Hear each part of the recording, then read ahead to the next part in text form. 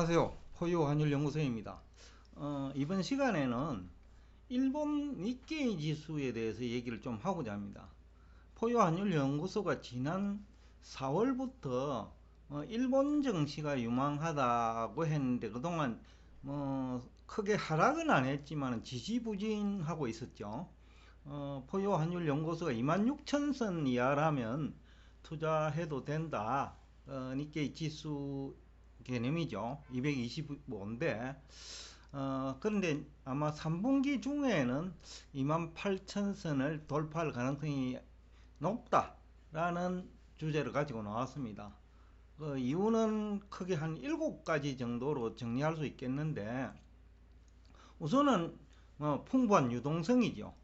다른 나라도 지금 돈이 작은 거는 아니에요. 근데 일본은 특히 이제 유동성이 풍부하죠. GDP보다 본원 통화량이 한 8 내지 10% 많고, 그 다음에 M2 총 통화죠. M2도 뭐 GDP 약 한 2.5배 가까이 되죠. 근데 주가는 상대적으로 저평가되어 있죠. 거기다가 이제 일본은 금리 수준이 상대적으로 낮아요. 일본 국채 10년물 금리가 6월 말 기준으로 0.23%니까 우리나라 3년 만기 국채 금리 3.5%니까 뭐 10분의 1도 안 되죠. 10 한 4분의 1 정도 되니까 뭐 다른 일반 회사채 금리도 낮을 거예요. 그러니까 투자자 입장에서는 주식 투자 기대 수익률이 한국이나 미국보다 훨씬 높죠. 그러니까 금리가 낮으니까 주식 투자하면 그래도 하루에 2%도 오르고 또 1년간 뭐 3% 10% 기대할 수 있다라는 거죠. 근데 금리는 너무 낮다라는 거죠. 그렇기 때문에 이제 여유 자금이 얼마든지 주식 시장으로 이동할 수 있지 않느냐. 거기다가 일본 증시가 저평가됐다는 것이 일본뿐만 아니라 미국에서조차 그런 얘기를 하거든요. 거기다가 이제 엔저 효과인데 지금 달러당 130 4엔까지 와가 있으니까 엔저 효과가 확실히 있을 거예요. 근데 이제 환율이 올라간다고 좋은 거는 아닌데 결국은 대응을 해야 되거든요. 대응을 못하면 아무 의미가 없죠. 한국의 경우에 2021년 어떻게 보면 3월 1월부터네요. 제가 8.15머니 출연할 때 1월이니까 1월부터 우리나라도 환율 상승할 수 있는 환경은 만들어졌어요. 그런데 우리나라는 대응을 못했죠. 왜냐면 전문가들이 우선은 원화 강세 얘기를 했거든요. 달러 약세 얘기를 하니까. 그러니까 다수가 그렇게 얘기하니까 상장 기업들도 다수가 원화 약세라는데 혼자서 원화 강세 배팅할 수가 없죠. 다수가 달러 약세, 원화 강세를 얘기하는데 일선에 있는 그 기업의 외환 담당자들이 혼자서 원화 약세 배팅하기 어렵다는 거죠. 그러다 보니까 대응이 안 되는 거죠. 대응을 못하니까 결국은 기업 이익이 안 나오는 거고, 예를 들면 달러당 1200원 갈 거라고 생각하면 연말까지 1100원일 때, 그죠? 그러면 한 8, 9% 올라가잖아요, 그죠? 근데 금리는 2%밖에 안 됐거든, 그 무렵에요. 그러니까 7% 정도 차이가 나니까 오히려 은행에서 돈 빌려가 쓰고 아니면 채권 발행해가 쓰고 연말에 환전하면 거기서 돈 남는 거예요. 그럼 기업 이익이 크게 증가하거든요. 그런데 우리는 그래 못했죠. 그러니까 돈이 들어오면 원화가 강세로 되면 그러니까 수출하자마자 바로 팔아버리는 거죠. 또 수입업체는 원화가 강세라고 하니까 가능한 늦게 결제를 하려고 하죠. 그런데 기다려 보니까 올라버리는 거죠. 그러니까 수입업체는 수입업체대로 이익이 안 나고 환율이 올라도, 수출업체는 수출업체대로 환율이 올라도 아무 의미가 없는 거죠. 오히려 환위험 관리를 한 기업은 환차손이 발생하죠. 그렇기 때문에 이제 환율은 상승이 중요한 게 아니고 대응 능력이 중요한데, 일본은 와다나베 부인이라고 뭐 우리나라 많이 알려졌지요. 그러니까 부인들이 그 정도면, 가정주부들이 그 정도면, 그 다음에 기업들은 얼마든지 가정주부 수준은 되거든요. 그러니까 이제 한국 경제 전문가와 외환 전문가 내지는 경제학자들보다 일본 가정주부들의 환율 지식 수준이 높지요. 그러니까 이제 환율 상승을 어떻게 보면 즐길 수 있다. 그리고 근금 전략 정신이 있으니까 일본 국민성이, 그러니까 그 환율 오르면 또 소비 많이 안 하니까요. 그러니까 가게가 저축이 많죠. 튼튼하다는 거죠.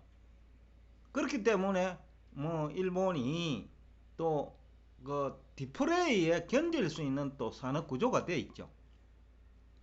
거기다가 이제 엔이 뭐 약세를 보이고 있으니까 또 그 어떻게 보면 20년 만에 가장 약세거든요. 그러니까 이것을 역이용하면 엔 강세를 기대할 수 있다는 거죠. 그래서 포유 환율 연구소도 엔화 매수하라고, 그리고 일본 증시에 투자하라고. 왜냐하면 일본 증시가 올라갈 수 있는 7가지 요소가 있다라는 거죠. 그래서 이제 지난 4월부터 제가 일본에 투자하라, 미국보다는 일본이다 라고 했고, 실제로 일본은 거의 뭐 빠진 게 없어요. 왜냐하면 26,000선 이하에서만 한다라면 했기 때문에 지금 27,000이니까 뭐 얼마든지 지금 수익이 대부분 니케이 주스만 보더라도 뭐 크게 그 손해보기보다는 오히려 남았다. 그런데 다른 증시에 참여한 사람은 5월에 아니면 4월에 다 피해를 보고 있죠. 그러니까 일본 니케이 지수만이 그래도 지금 포유 환율 연구소가 투자할 수 있는 그 가격대와 비교하면 남아있는 상태죠. 아마 그래서 이제 28,000까지는 지금까지 지지부진했다면 3분기 중에는 28,000선까지는 상승 가능하다라는 얘기를 하고 싶습니다. 그 다음에 지난해 사상 최대 상장기업 영업실적에도 불구하고 니케이 지수는 조정을 받았거든요. 그러니까 거품이 안 생겼다라는 거죠. 오히려 저평가대가 있는 상태였기 때문에 당한 사람도 없죠. 쉽게 말하면 주식 투자가 손실한 본 사람도 거의 없다라는 거죠. 그 얘기는 우리나라처럼 돈이 시장에 묶이지 않았다라는 거죠. 주식시장에. 그러니까 돈이 돌아갈 수 있는 환경이 되어 있는 상태다.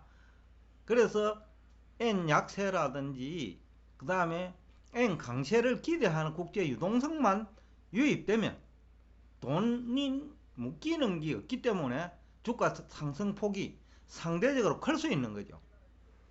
그래서 28,000선까지는 어렵지 않게 올라갈 수 있는 증시가 일본 니케이다. 그 다음에 또 하나는 일본의 뭐 기업의 구조가 장기간에 걸쳐서 이제 디플레이 시대를 경험을 했기 때문에 그 기업의 구조도 저비용 구조로 되어 있다는 거죠. 인건비도 그래 높지 않고 상대적으로. 그 다음에 뭐 차량도 소형 차량이 작다 보니 유가가 올라도 기름 소비량이 작지요. 그러니까 그 비용 지출 구조가 디플레이에 견딜 수 있는 구조다. 이 얘기는 그 주가 하락 요인이 크지 않다라는 얘기죠. 오히려 N 저 효과 때문에 상승 요인이 더 크다라는 거죠. 그렇기 때문에 이제 주가가 상승할 수 있는 큰, 그러니까 구조조정을 해놓은 상태이지. 다른 나라는 지금 구조조정을 해야 되고 일본은 구조조정을 이미 해놓은 상태라는 거죠. 그렇기 때문에 일본 증시가 상승을 할 수 있는 가장 큰 매력적인 요소가 아니냐. 그러니까 다른 나라는 디플레이를 우려해야 될 입장인데 일본은 지난 수십 년간 뭐 10년 이상 그 디플레이를 감내할 수 있는 구조로 그 구조조정이 되어 있는 상태이기 때문에 그 오히려 엔저의 효과가 더 클 수 있다. 그래서 니케이 지수는 다른 나라 증시가 안 될 때도 될 수 있는 그 환경이 마련되어 있다라는 것이 가장 큰 요인이 되겠죠. 그 다음에 이제 또 하나는 일본이 이제 해외 자산이 많거든요. 그런데 지금 N 저니까 지금 수익 실현하면 그 한차 이기 생기죠. 그러니까 이 돈을 가지고 해외자산 유형 관리를 해가지고 일본어로 또 저평가된 주식이 많으니까 그쪽에 투자할 수 있는 환경도 마련돼 있다. 그래서 3분기 중에는 니케이 225 기준으로 28,000선을 무난히 돌파하지 않을까 라는 얘기를 하면서 오늘 여러분과 대화를 여기서 끝내겠습니다.